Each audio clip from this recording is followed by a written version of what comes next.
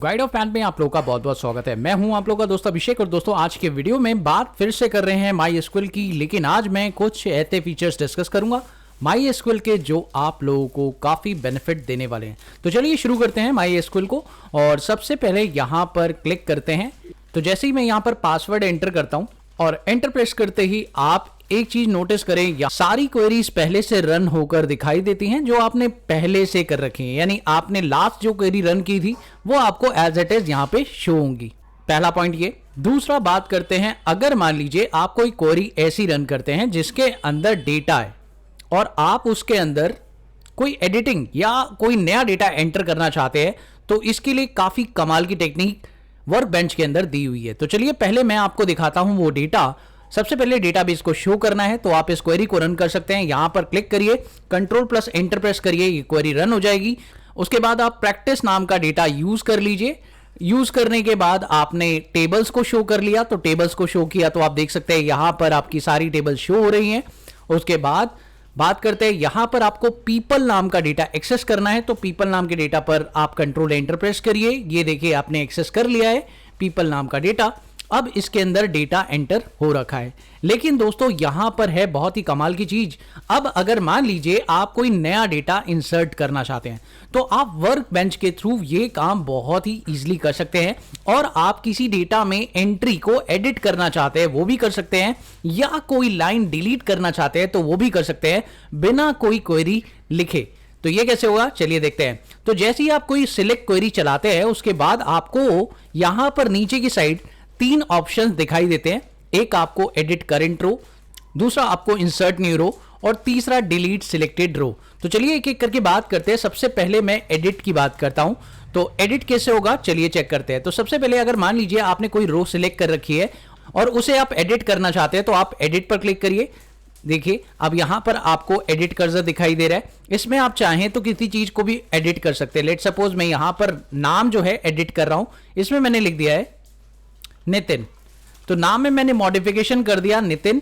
उसके बाद आप चाहें तो यहां पर एडिट कर सकते हैं एज भी, तो यहां पर नितिन की एज मैंने एंटर कर दी है, ठीक है। उसके बाद जब आप चाहते हैं कि ये जो चेंज है ये अप्लाई हो जाए तो आप यहां पर देख रहे हैं एक राइट साइड में एक बटन आ रहा है अप्लाई का, इस पर आप क्लिक करें। जैसे ही क्लिक करेंगे अपडेट नाम की क्वेरी ऑटोमेटिक रन हो जाएगी इसके अंदर। आप देख सकते हैं अपडेट नाम की पूरी क्वेरी यहां पर खुद से लिख दी गई है, और अब जैसे ही आप इसे अप्लाई करेंगे ऑटोमेटिकली ये क्वेरी रन हो जाएगी। यानी आपको कोई क्वेरी लिखने की जरूरत नहीं है। बेसिकली इसके लिए अपडेट क्वेरी यूज होती है, लेकिन यहां पर एसक्यूएल खुद से क्वेरी क्रिएट करके दे देगा आपको, और अप्लाई करते ही आप देखिए एग्जीक्यूट हो जाएगा और आपकी न्यू एंट्री आपके मेन डेटा में हो जाएगी। आप चेक कर सकते हैं। अब दोस्तों यहां पर अगर मान लीजिए आप एक नया रिकॉर्ड एंटर करना चाहते हैं तो आप इंसर्ट न्यू रो पे क्लिक करिए, आपके पास नई रो आ गई। अब आप उसमें कोई भी डेटा एंटर कर सकते हैं। लेट सपोज मैंने 106 डेटा एंटर किया।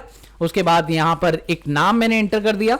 उसके बाद यहां पर मैंने एज डाल दी, और उसके बाद इसका जो है लोकेशन यहां पे एंटर कर दिया।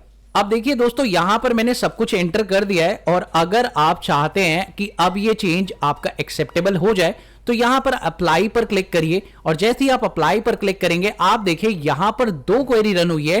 बेसिकली एक तो मैंने इंसर्ट किया एक नया डेटा, और एक मैंने 105 वाली आईडी के अंदर एज नहीं था वो अपडेट किया है। तो आप देखिए दोनों क्वेरी एक साथ रन हो गई हैं। आप ये कर सकते हैं, और दोनों क्वेरी एक साथ चलाने के लिए सिंपली अप्लाई कर दीजिए। ऐसे ही अप्लाई करेंगे ये क्वेरी एग्जीक्यूट हो जाएगी, और आप देखें आपका क्वेरी सिंपल तरीके से रन हो गया। उसके बाद आप यहां पर एक और टेक्निक यूज कर सकते हैं। मान लीजिए कोई क्वेरी से कोई लाइन आपको डिलीट करनी है। लेट सपोज ये लाइन आपको डिलीट करनी है, तो आप इस लाइन को पर्टिकुलरली सिलेक्ट भी कर सकते हैं। लेट सपोज मेरे को लास्ट वाली लाइन को डिलीट करना है, या बीच में से कोई लाइन डिलीट करनी है, तो वो भी आप कर सकते हैं। यहां पर डिलीट नाम का एक ऑप्शन दिया हुआ है, आप इस पर क्लिक करें। जैसे ही क्लिक करेंगे वो सेल डिलीट हो जाएगा, लेकिन डिलीट करने के बाद आपको छोड़ना नहीं है, यहां पर अप्लाई पर जरूर क्लिक कर देना है, क्योंकि जैसे ही आप अप्लाई पर क्लिक करेंगे आपकी डिलीट क्वेरी भी यहां पर चल जाएगी और आपकी ये क्वेरी रन हो जाएगी अप्लाई करते ही। आप देखिए ये एग्जीक्यूट हो चुकी है और काफी कमाल के ट्रिक आप लोगों के सामने अब दिख रही है। तो यानी कि आप वर्क बेंच के थ्रू ये काम भी बहुत ही आसानी से करते हैं। इसके लिए आपको क्वेरी लिखने की जरूरत नहीं है, आपके पास ये तीन ऑप्शंस काफी अमेजिंग है। उसके अलावा दोस्तों यहां पर आ रही है एक और बात जो कि मैं आपको दिखाना चाहूंगा। तो चलिए सबसे पहले मैं टेबल्स को शो करता हूं। कंट्रोल एंटर प्रेस करते हैं, यहां पर काफी सारी टेबल्स आ रही है और अब मुझे यहां पर डेटाबेस शो करना है। तो फटाफट से मैं डेटाबेस शो करता हूं और इसके अंदर एसक्यूएल वीडियो वाला डेटाबेस ले लेता हूं। तो यहां पर मैंने एसक्यूएल वीडियो वाला डेटाबेस यूज कर लिया है। तो लेट्स सी, मैं यहां पे यूज कर लेता हूं और इस क्वेरी को मैं रन कर देता हूं। रन करने के लिए कंट्रोल एंटर प्रेस किया और ये क्वेरी रन हो चुकी है। अब अगर मैं इसके अंदर टेबल देखना चाहता हूं तो मैंने यहां पे टेबल वाली क्वेरी पे क्लिक किया, कंट्रोल एंटर प्रेस किया, ये क्वेरी रन हो गई। इसके अंदर जो डेटा है वो पीपल नाम का हो रखा है सेव। तो अब मैं इसे रन कर रहा हूं। तो जैसे ही मैंने इसे रन किया आप देख सकते हैं मेरे पास एक बहुत बड़ा डेटाबेस आ चुका है ना। अब दोस्तों क्या कमाल का मैजिक होने वाला है। मैजिक ये हो सकता है, यहां पर आप लोगों को ऊपर कुछ दिख रहा है, देखिए लिमिट टू 1000 रो।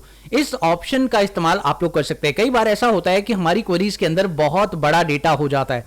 अब आपको इसे लिमिटेड करना है। लेट सपोज अभी देखिए ये क्वेरी 20 लाइन तक एग्जीक्यूट हुई है और 20 लाइन का डेटा आपके पास शो हो रहा है। लेकिन आप चाहें तो इस क्वेरी में आप अपने डेटा को लिमिट कर सकते हैं। लेट सपोज मैंने लिमिट किया 10 रोज तक और अब जब मैं इस क्वेरी को रन करूंगा तो ये जो मेरे को डेटा दिखाएगा वो सिर्फ 10 रोज का दिखाएगा, बाकी सारा डेटा शो नहीं करेगा।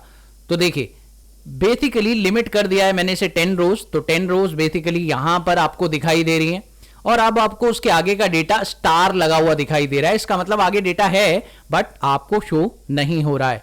तो सिर्फ 10 रोज का डेटा आपको शो हो रहा है, ठीक है। एक कमाल का ऑप्शन और भी है दोस्तों, आप लोग वो भी यूज कर सकते हैं। जैसे मान लीजिए पर्टिकुलरली ये लेफ्ट साइड के अंदर आपके पास आपके सारे के सारे डेटाबेस आते हैं। अब मान लीजिए आप किसी डेटाबेस के अंदर टेबल देखना चाहते हैं बिना क्वेरी लिखे, तो आप ये कैसे कर सकते हैं। तो चलिए यहां पर मैं आपको ये मैजिक दिखाता हूं। जैसे प्रैक्टिस वाले के अंदर टेबल्स कौन कौन से हैं मैंने यहां पे देख लिए। मेरे पास काफी सारे टेबल्स इसके अंदर बने हुए हैं, लेकिन अब मैं एक एक क्वेरी लिखूंगा तो टाइम कंज्यूम होगा। आप इससे अच्छा एक प्रोसेस फॉलो कर सकते हैं। अगर आपको एम्प्लॉय वाली टेबल को देखना है तो आप इसके यहां पर एक बटन आ रहा है टेबल देखने का, इस पे आप क्लिक करिए। जैसे ही आप क्लिक करेंगे आपको एम्प्लॉय टेबल दिखाई देगी। उसके साथ में अगर मान लीजिए एम्प्लॉय डिटेल वाली टेबल देखनी है तो आप इस पे क्लिक करेंगे तो एम्प्लॉय डिटेल टेबल दिखाई देगी और वो क्वेरी भी रन हो रही है साथ साथ। आप पीपल टेबल देखना चाहते हैं, पीपल टेबल दिखाई देगी। आप स्टूडेंट टेबल देखना चाहते हैं, स्टूडेंट टेबल दिखाई देगी। यानी कहने का मतलब यह है कि आप अपनी क्वेरी में ये काम बहुत ही तेजी से कर सकते हैं। आपको क्वेरी लिखने की जरूरत नहीं है। सिलेक्ट वाली जो क्वेरी है वो ऑटोमेटिक लिख देगा। यानी कोई भी टेबल व्यू करने का सबसे अच्छा तरीका ये है। क्लियर? तो वर्कबेंच इस्तेमाल करने के ये सारे एक्सपीरियंस आप लोगों को कैसे लगे मुझे वीडियो के कमेंट सेक्शन में जरूर बताइएगा। और अगर आपको वीडियो पसंद आई तो प्लीज इसे लाइक शेयर कर देना। चैनल पर पहली बार आए तो सब्सक्राइब करने के साथ साथ नोटिफिकेशन बेल को भी दबा देना। मिलते हैं अगली वीडियो में एक और नए कंटेंट के साथ। तब तक के लिए देखते रहिए, सीखते रहिए गाइड ऑफ मैथ।